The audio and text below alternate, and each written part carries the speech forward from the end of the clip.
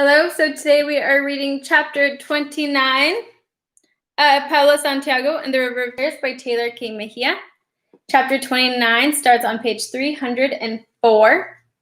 The title of chapter 9 is The Source Unmasked. Pao woke, as she had so often before, coughing and sputtering, drowning on dry land. Only this time, she was on the stone floor of what appeared to be a cave, and everything around her was bathed in green light. It reflected off the wet rocks, turning her skin a sickly color, her white hair into a witch's wig. Pao drowned in blood, and La Llorona, she had won. What did that mean? Had it even been real? Oh, please, you didn't think that was it, did you? Pao used what little strength she had to turn her head toward the voice, immediately recognizable even without the ghostly echo that had carried it through the palace's glass walls. That was just a memory. The voice was coming from a shadowy corner of the cave. Pao squinted, but she couldn't see anyone there. Just a story. I was so weak back then, prowling the riverbanks, unable to see what was right in front of me, bound to a single frail phantom body. She was describing the pathetic ghost Franco had discounted a century ago. Pao thought as she struggled to sit up, a wraith who had not yet become shrouded in legend. When that upstart boy attacked me, she continued, as if she could read Pao's thoughts, I was still half broken, mourning the loss of an unworthy man, bound to my earthly concerns. The boy thought he'd won when his banishing knife sent me here, but it was the best thing that had ever happened to me. Why? Pao asked, wanting to buy herself time, but also shamefully fascinated by La Llorona's transformation. From a wailing pauper, barely worthy of a local gossip, to the scourge of the rift and beyond. This is where I found my true calling, La Llorona said, her disembodied voice still floating to Pao through the darkness. Where I discovered that a true warrior can never be destroyed, not when there's power to be had, not when her desire is strong enough to survive anything. As she spoke, Pao pushed herself to standing, her legs shaking underneath her. She cast around for a sharp rock, a shell, anything that could be used as a weapon, but there was nothing. We're always underestimated, aren't we? The voice turned seductive, and Pao wished she could cover her ears.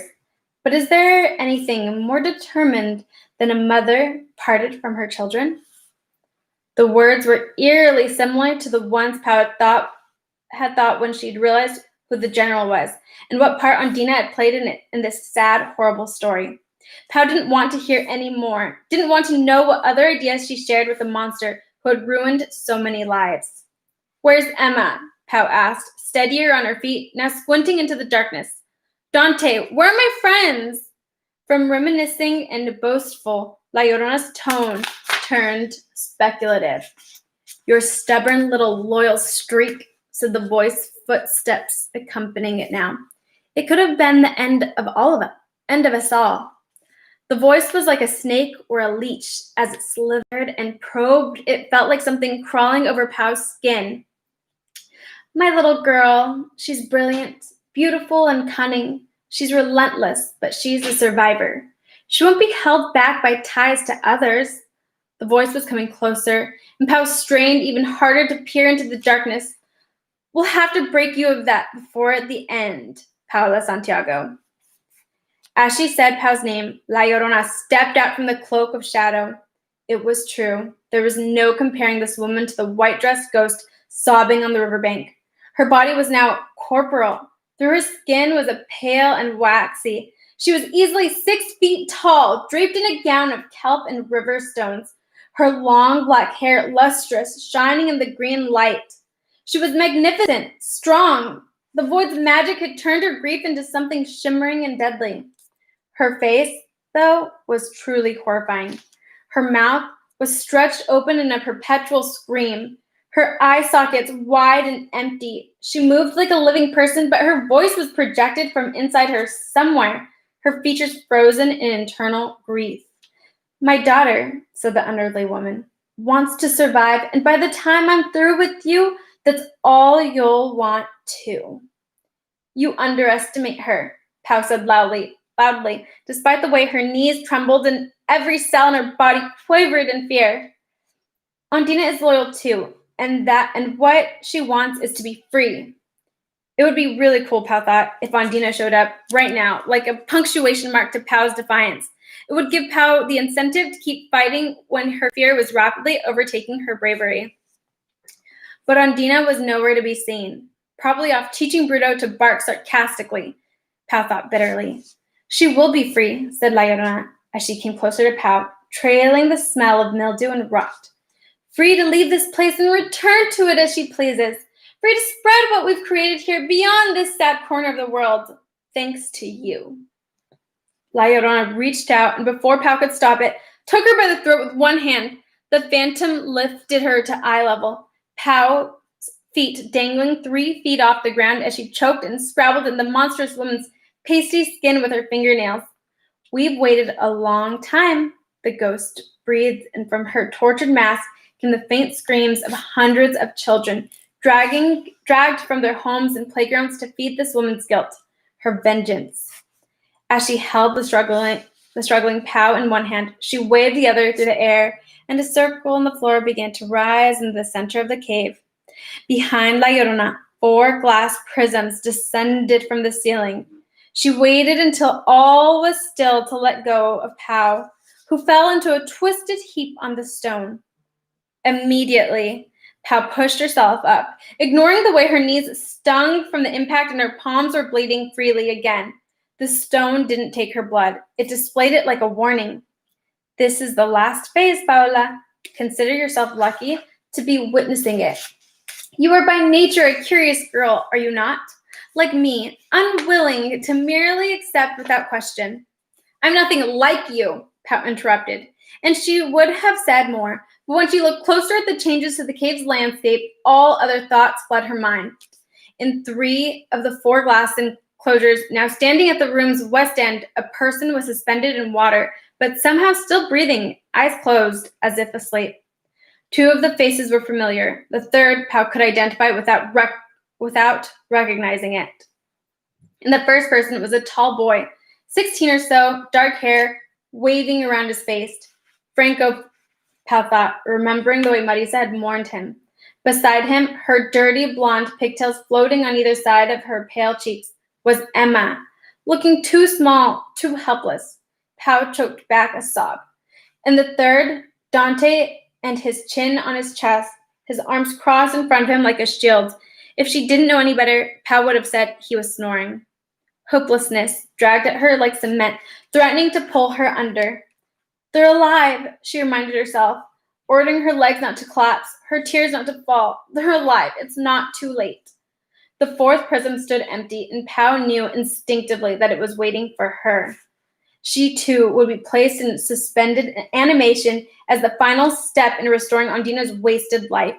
She doesn't want this, Pao said, not taking her eyes off Dante and Emma.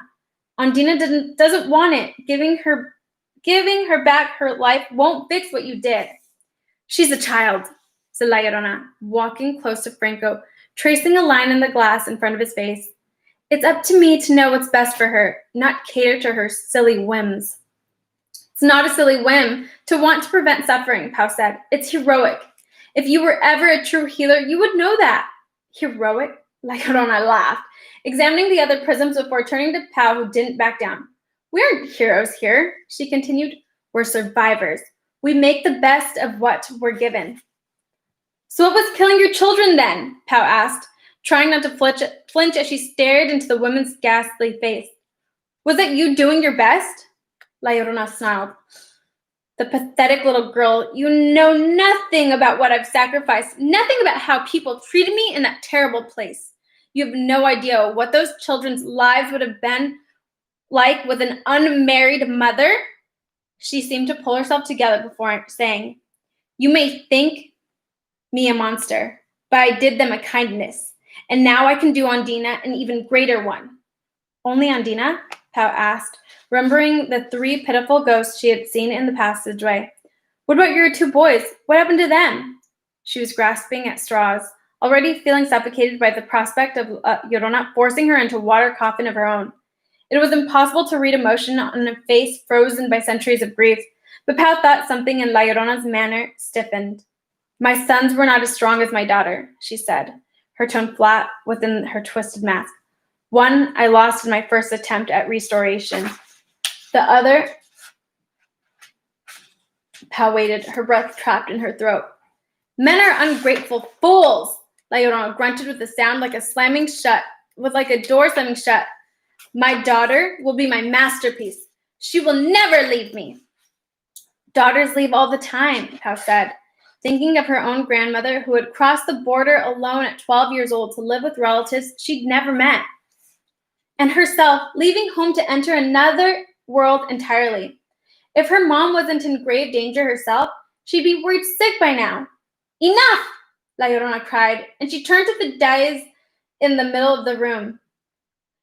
Pao had almost forgotten the platform in the shock of seeing her friends again, but it was hard to ignore it now, with La Llorona's pale form sweeping toward it, trailing strings of rocks and what looked like eel skins behind her.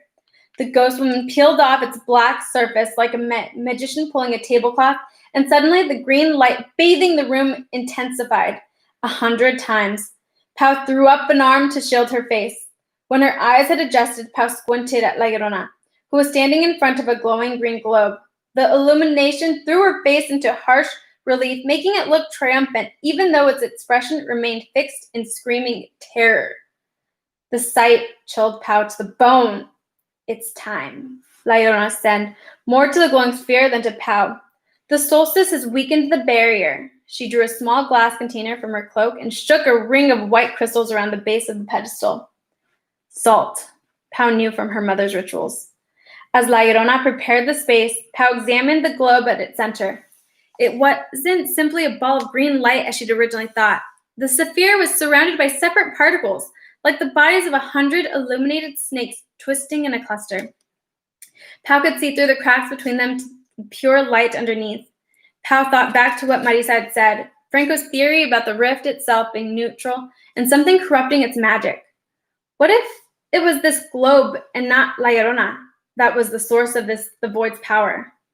What if the green coursing like venom through the palace, absorbing the negative emotions of anyone who walked in its halls, lighting up the eyes of the beasts and the ahogados, was the corruption? La Llorona, now muttering with her eyes closed, didn't notice when Pao crept over to the glass prism and pressed her palms to the ones that held Dante and Emma. They didn't react, not that she'd expect them to. When she was doubly sure they were still breathing, Pao's eyes darted to the fourth enclosure, the one waiting for her, and her mouth went dry. She felt the urgency of the moment as if it were up to her to prevent a nuclear core meltdown before it exploded and took everything with it. Her life, the lives of her friends, Andina's freedom, the Niño's safety. Pao took advantage of La Llorona's distraction to think harder than she ever had in her life. The power source was obviously part of the ritual. In her vision in the passageway, Pao had seen La Llorona from the days before she had absorbed strength from the void, a ghost woman doomed to wander the riverbank, wailing for her lost children. She'd been haunting, scary even, but Franco had been right on one count. That pitiful specter could never have been the general. With the power of the void in her hands, however, she was deadly unstoppable. Turning her back on Dante and Emma wasn't easy, but Pao found herself walking toward the orb before she could decide against it, transfixed by the color of the pulsing light, the way the cords of energy seemed alive as they moved. She would have to destroy it, Pao knew. But that seemed impossible. How did one obliterate pure energy? You could divert it maybe, use it up, but could you just stop it? Pao had always been told she was smart for her age, but now she was up against the vengefulness of a ghost-turned-god who'd had hundreds of years to plan and experiment. How could she overcome that? The horrible truth dawned on her as she stared into the light. She couldn't, not alone. The cave began to vibrate, a small rock dislodging from the walls and ceiling and clattering to the ground. Beneath the orb, another platform was rising, lifting the power source higher, where Pao couldn't have reached it even if she'd known what to do. Wait! Pao blurted out. La Llorona laughed. It's too late, she said. It's beginning. And she was right. The orb was inaccessible. La Llorona was moving toward her, and the empty glass prism was yawning, waiting to take everything inside Pao and turn it into green light, waiting to bring Ondina back to life. La Llorona raised a hand, and a tiny cord of the orb's power wrapped around her wrist like a vine. She grabbed it and flicked at Pao. A line extended like rope and lassoed Pao around the waist. Pao began to slide inexorably toward the prism, toward the end. No, she screamed, struggling against the cord. But La Llorona just stared at her with those empty eyes, reeling her in until Pao could feel the glass coffin pulling at her. Cold air wormed its way under her skin, freezing the blood in her veins and thoughts in her brain. And then, inexplicably, the pressure ceased, the rope of energy falling from her waist. Pao looked up slowly as her body and mind gradually thawed. Get off me, you beast! La Llorona was shouting, and there, ripping the ends of her trailing river rope, was Bruto. How did he get in here? Pao wondered. She looked around for Ondina, but there was no sign of her. Pao and Bruto were on their own. It would have to be enough for now. Now that she was free from the unbearable pressure, and La Llorona was distracted by the puppy. Pao did the only thing she could, even though the cave was barely the size of the middle school gym, and there were no doors, windows, or other escape routes. She ran. There was a yelp and a crunch, and then La Llorona laughed, a horrible grating sound like nails on a chalkboard. Please let him be okay, Pao prayed.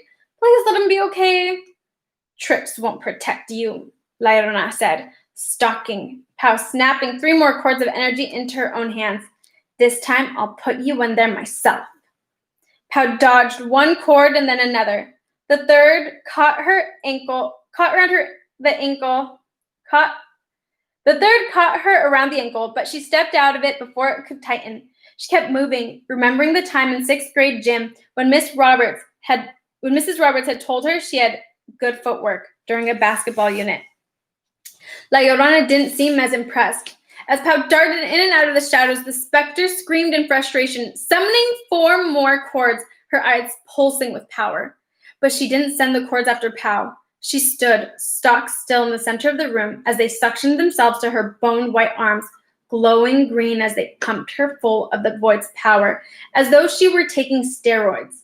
Before Pao's eyes, La Llorona grew taller and more fearsome than ever. The cords fell away and she lunged for Pao, her reach much longer now.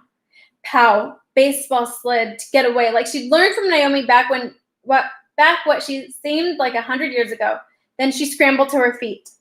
You can't escape me, the woman screeched as Pao evaded her grip by a hair. The ugly sound echoed off the walls as the orb rose higher and higher, taking with it Pao's last hope of ending all this misery. Pao's world shrank to the muscles in her legs, the pounding in her chest, and the sound of La Llorona behind her. Sure, the wailing woman had gotten bigger, but that just made it more difficult for her to move in the small space, and by dodging, zigzagging, and sticking to the shadows, Pao managed to avoid capture.